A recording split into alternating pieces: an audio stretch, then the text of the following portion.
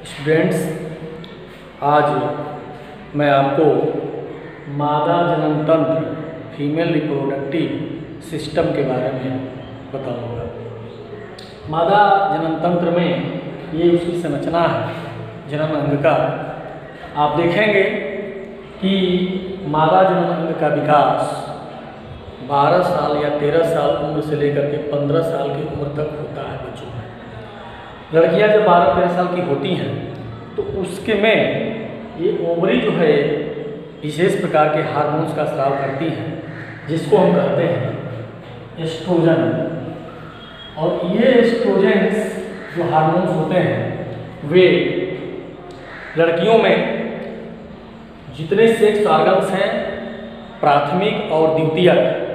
प्राथमिक sex organs का मतलब ये जो ओवरी है वो यूटेरस है वो, और द्वितीयक सेक्स ऑर्गन्स का मतलब होता है कि जो अंडवाहिनी है या मेमरी ग्लैंड्स है वो होती है, या वजाइना है वो होती है। तो एस्ट्रोजन हार्मोन जो ओवरी से निकलते हैं, यह हार्मोन के प्रभाव में लड़कियों में 13 से 15 साल के बीच में प्यूबर्टी यौनारंभ होता है और लड़कियों में एक बड़ा परिवर्तन आता है उसके शारीरिक और मानसिक दोनों अवस्थाओं में। उसके शारीरिक अवस्था में ये परिवर्तन आता है कि उनकी आवाज़ मधुर हो जाती है, पतली हो जाती है। उनके जो मेमोरी ग्लैंड्स हैं, स्तन ग्रंथियाँ हैं, वो वृद्धि कर जाती हैं। उनके जो स्वभाव है, स्वभाव में सहजता आ जाती है, उनके स्वभाव में लचीलापन आ जाती है, और उनके शरीर के ऊपर ख़ास तौर से जो उसके सेक्स ऑर्गन्स होते हैं और जो उनके प्यूबिक्स होते हैं, उनके अंदर बाल आ जाते हैं, उनकी मसल्स मुलायम हो जाते हैं, और इस प्रकार से और उनमें मेंस्ट्रुअल साइकिल, मासिक धर्म भी आना प्रारंभ हो जाता है। तो यह कहते हैं, इस अवस्था को आने प्यूबर्टी कहते हैं, यौनारंभ करते हैं, जो इस एस्ट्रोजन हार्मोन के प्रभाव से होता है। आगे देखते हैं इसके मादा जनन अंग के बारे में। तो मादा जनन अंग में जो मुख्य अंग है वो होता है ओवरी। ओवरी मीन्स अंडाशय। ये ओवरी है। यह अंडाशय दो होते हैं, एक जोड़ी होते हैं, और ये अंडाकार संरचनाएं हैं। इन अंडाशय के अंदर आप देखेंगे तो इसकी आंतरिक संरचना यह है।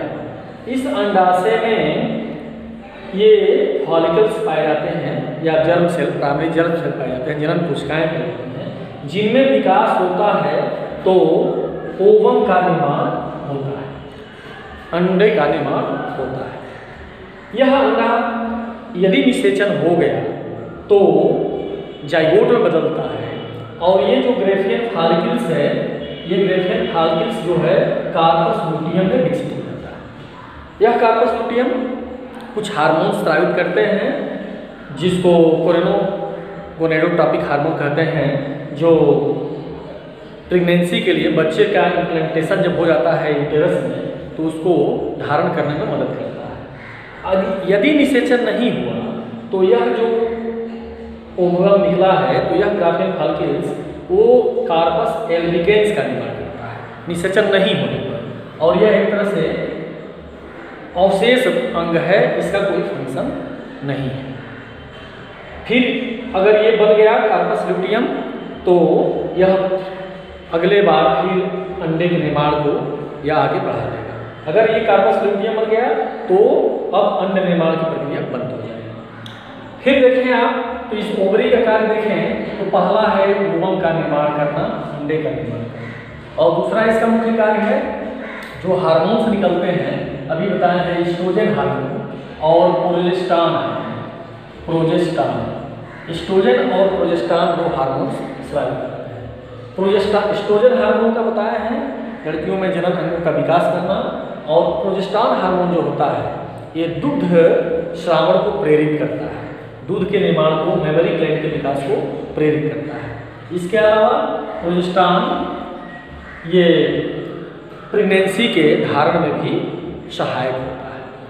अब आते हैं ओवरी के बाद तो दूसरी संरचना मुख्य है, यह यूटेरस, यूटेरस जिसको गर्भाशय कहते हैं। यह गर्भाशय इस तरह के उल्टे नाशपाती या त्रिकोणात्मक आकार का होता है। यह गर्भाशय में निषेचन क्रिया के पश्चात इसी की दीवार में बच्चे का विकास, भ्रूण का विकास होता है। यह गर्भाशय में 3 दीवार होती हैं, बाहर एपिमेट्रियम, बीच में मायोमेट्रियम और अंदर की तरफ एंडोमेट्रियम। बाहर वाली पतली झिल्ली होती है एपिमेट्रियम की, बीच में मस्कुलर लेयर होती है मायोमेट्रियम की और अंदर की तरफ एंडोमेट्रियम होती है जो विकसित विकास करती है, जो जिसमें ग्रोथ की क्षमता होती है और कुछ हार्मोन्स भी, जो सेक्रेशन भी कुछ ये करती है। और जो गर्भधारण होता है वो छोटा सा एम्ब्रियो का इम्प्लांटेशन इसी एंडोमेट्रियम के अंदर होता है। यदि निषेचन नहीं हुआ तो ये एंडोमेट्रियम फट जाती है और इसमें उपस्थित रक्त शरीर से बाहर आता है, जिसको मेंस्ट्रुअल साइकिल कहते हैं। तो गर्भाशय जो है बच्चे का विकास होता है। गर्भाशय का अगला भाग जो होता है पतला एक नलीनुमा होता है, जिसको सर्विक्स कहते हैं, गर्भाशय नाल कहते हैं। ये सर्विक्स होती है, ग्रीवा होती है, गर्भाशय की ग्रीवा होती है जिसको सर्विक्स कहते हैं। और सर्विक्स के आगे आप आते हैं कि एक बड़ी एक संरचना होती है लंबी, इस संरचना को कहते हैं वेजाइना, जिसमें कि कोपुलेशन क्रिया होती है और नर अपना शुक्राणु इसी वेजाइना से होकर के अंदर प्रवेश कराता है। इस वेजाइना के बाद जहाँ जो छिद्र होता है, जो जनन छिद्र होता है, उस जनन छिद्र पर छोटा सा नली एक लेयर होता है, पतली सी लेयर होती है, उस लेयर को कहते हैं हाइमेन, योनि छद कहते हैं। हाइमेन या योनि छद कहते हैं, जो पतली झिल्ली है। यह कौमार्य का परिचायक तो नहीं है, लेकिन यह कौमार्य जब जनन कॉपुलेशन होता है तो यह फट जाती है झिल्ली। वैसे साइकिल चलाने में, खेलने में, कूदने में, एक्सरसाइज करते समय भी यह झिल्ली फट सकती है। अतः ये झिल्ली को कौमार्य का प्रतीक हम नहीं मान सकते हैं। ठीक इसी प्रकार से आप देखेंगे आगे तो बाहरी जो एक जो ओवरी होता है और ये जो आपका गर्भाशय होता है, तो इस गर्भाशय से निकली हुई एक नली होती है। इस नली को कहते हैं फैलोपियन ट्यूब। इस फैलोपियन ट्यूब में आप देखें तो इसे कितने भाग हैं। यह एक भाग है, इसको कहते हैं आइस्थमस। पतली जो भाग है नलीनुमा जो यूटेरस से जोड़ता है आगे इसको कहते हैं आइस्थमस। आइस्थमस में अगला भाग थोड़ा सा चौड़ा होता है जिसको एंकुला कहते हैं, और इस एंकुला के अगले भाग में एक कीपनुमा संरचना होती है, जिस कीपनुमा संरचना को इन्फंडिबुलम कहते हैं। इस इन्फंडिबुलम के आगे आप देखें तो अंगुलीनुमा संरचना है, झालरनुमा संरचना है। इस झालरनुमा संरचना को फिम्बरी कहते हैं। आप इधर देखें तो यह जो फैलोपियन ट्यूब है, इस फैलोपियन ट्यूब का कार्य क्या है, तो निषेचन की क्रिया इसी फैलोपियन ट्यूब में होता है। नीचे से शुक्राणु ऊपर आते हैं यहाँ फैलोपियन ट्यूब में, और यहाँ से अंडाणु जो अंडा ये छोड़ता है वो ओवरी से बनता है। यह अंडा इस कील के द्वारा यहाँ आता है और निषेचन की क्रिया फैलोपियन ट्यूब में संपन्न होता है।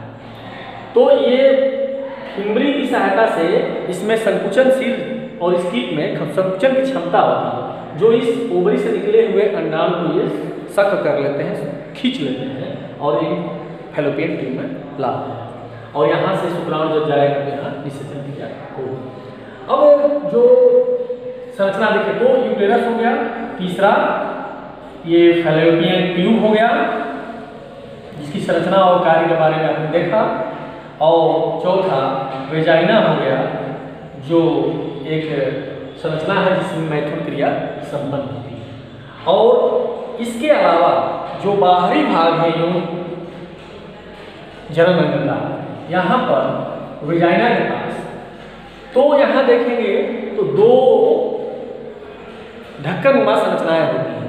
एक बाहरी को लेबिया मेजोरा कहते हैं और अंदर वाले को लेबिया माइनोरा कहते हैं। ये 2 ढक्कनुमा संरचनाएं हैं, और इन लेबिया माइनोरा जहाँ मिलते हैं वहाँ पर एक संरचना है, विशेष संरचना है जिसको हम कहते हैं क्लाइटोरिस। यह क्लाइटोरिस, यह महिलाओं में अवशेष माना जाता है पेनिस का, और यह बहुत ही संवेदनशील अंग है। या अर्थात पुरुष के शिश्न का यह अवशेष जैसा माना जाता है, और यह बहुत ही संवेदनशील संरचना है, उत्तेजनशील संरचना है, जिसको आप क्लाइटोरिस कहते हैं। तो यह हुआ आपका मादा जनन अंग और भी उसके विभिन्न अंगों का कार्य। आप यहाँ देखें तो जो मादा में सेकेंडरी जो सेक्स ऑर्गन है वो है मेमोरी ग्लैंड। मेमोरी ग्लैंड यानी स्तन ग्रंथि। आप स्तन ग्रंथि को देखें तो इस स्तन ग्रंथि में ऊपर की तरफ, बाहर की तरफ फैट एकत्रित होता है। इसको कहते हैं एडिपोस टिश्यू। उस एडिपोस टिश्यू में फैट एकत्रित होने के कारण यह मांसल गुदेदार हो जाता है और काफ़ी गद्देदार संरचना होता है इस फैट के कारण। फैट के नीचे आप देखेंगे तो 10 से 15 पालियाँ होती हैं, लोब्स होते हैं, और इन लोब्स में जो ग्रंथियाँ होती हैं, इन ग्रंथियों के द्वारा दूध का स्रावण होता है।